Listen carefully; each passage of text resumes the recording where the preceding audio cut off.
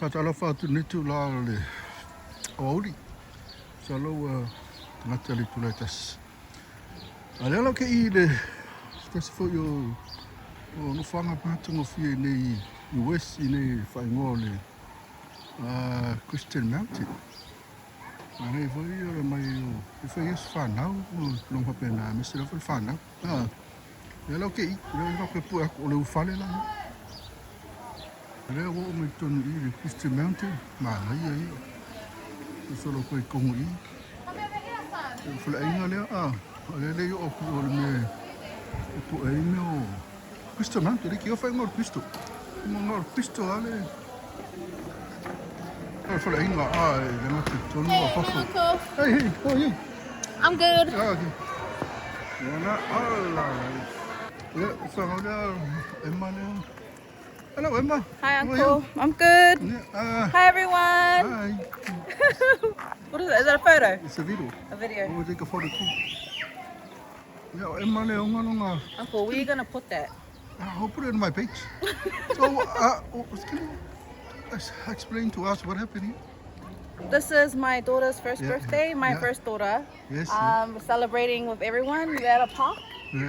with a roller coaster cafe. Yeah. Yeah, everyone here to celebrate my birthday, daughter's birthday. What's your daughter's name? Queenie. Queen Emma. She's named after my grandma. Queen Emma, yeah. Queen Emma, yes.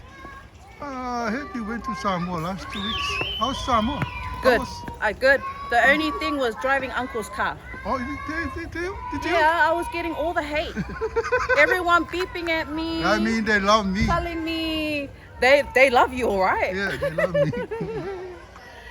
It's your first time in Samoa? No. Oh. I've been there heaps of times when I was little with Papa. Oh. Okay, Eva, what's your last word for today? Last word for today is be good and kind to everyone. Oh, nice. And God bless. Yeah. Thank you, Emma. Come back to you. Uncle, God.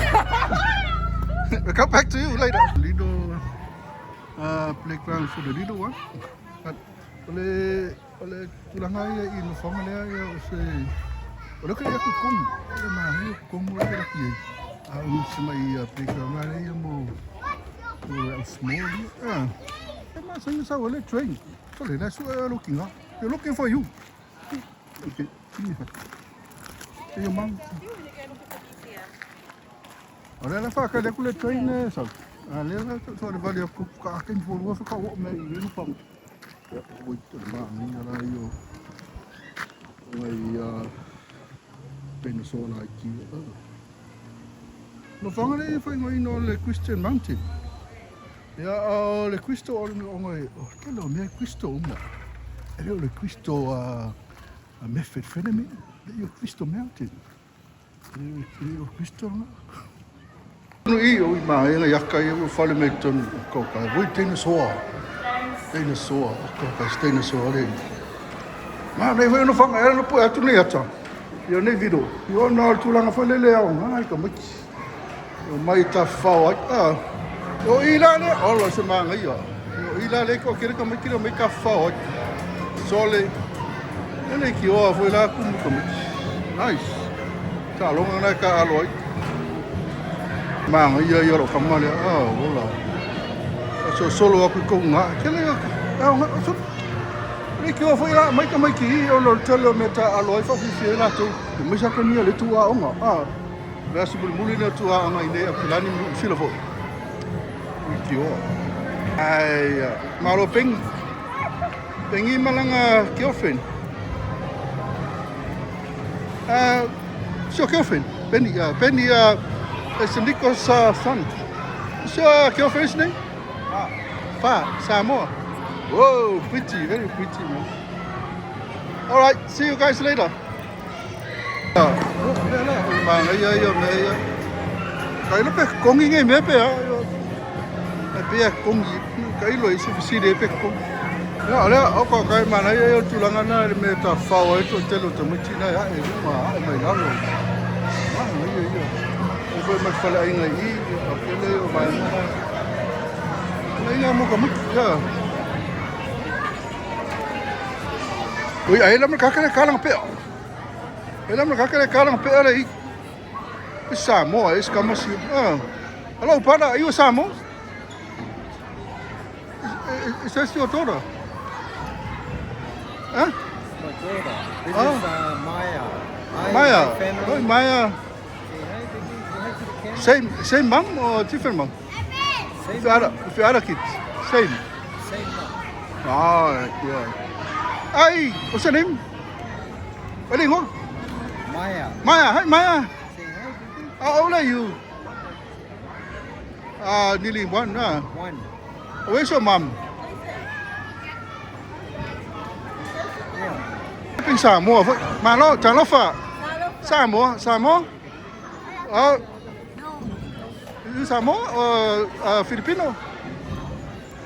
Filipino or Samoa? Someone. Samoa. Oi. May yok to.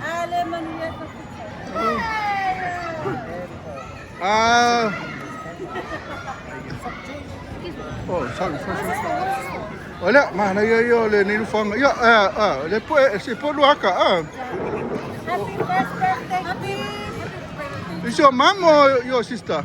Grandma. Oh. Happy birthday. Are you saying birthday, Queen? Huh? Are we saying happy birthday? Yes, you can say it. Oh, you're here for birthday? For somebody's birthday? Oh, yeah. Say it. Happy birthday, Queen. Happy first birthday. Thank you for having us. Thank you for inviting us today. We hope that you also have fun today. And Ribbon, what do you want to say? Good job. Papitai lava tene Samoa. No fanga, fela visinta mo mau no I West Auckland ni. Ja, I no fanga tau Swanson. Pas off my Lincoln Road. Sa wala I kangwa fo lele.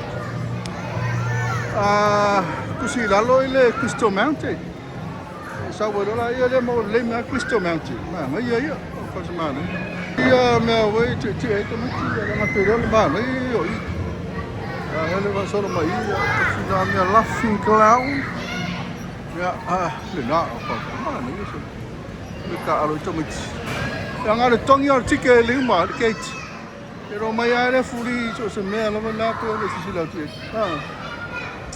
Ja, men to ole Crystal Mountain. Ja, in Swanson. Ole kangwa type Crystal Mountain. In the map. Ja, mai sa mai sa o tu ni. Tu ni. Ja, manu ten yes. Tu faz favor.